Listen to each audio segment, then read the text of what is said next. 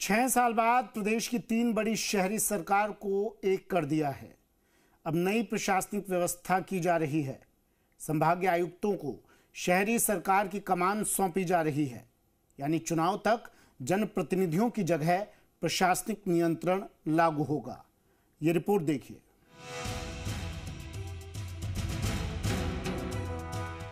प्रदेश की तीनों बड़ी शहरी सरकारें जयपुर, जोधपुर और कोटा अब एक नई प्रशासनिक व्यवस्था की ओर बढ़ रही है।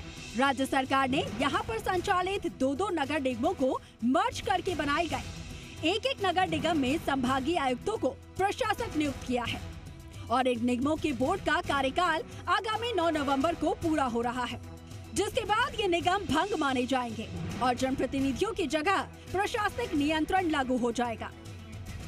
सीनियर आईएएस के हाथों में मिनी म्युनिसिपल गवर्नमेंट। राज्य में पहली बार संभागीय आयुक्तों को निगमों की कमान।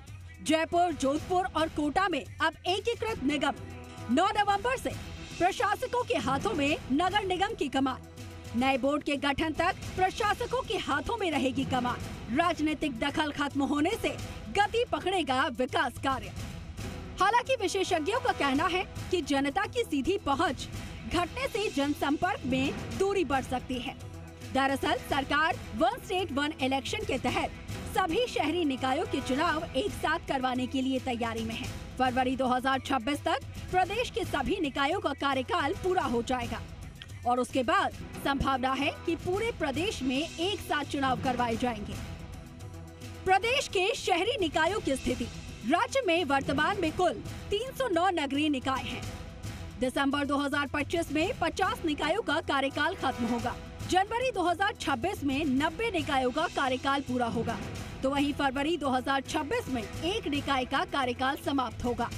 जिन जिन नगर निगमों के मुख्यालय पर संभागीय आयुक्त पदस्थापित हैं, वहाँ संभागीय आयुक्त को प्रशासक का चार्ज दिया जाएगा और जहाँ संभागीय आयुक्त पद स्थापित नहीं थे, वहाँ हमने जिला कलेक्टर को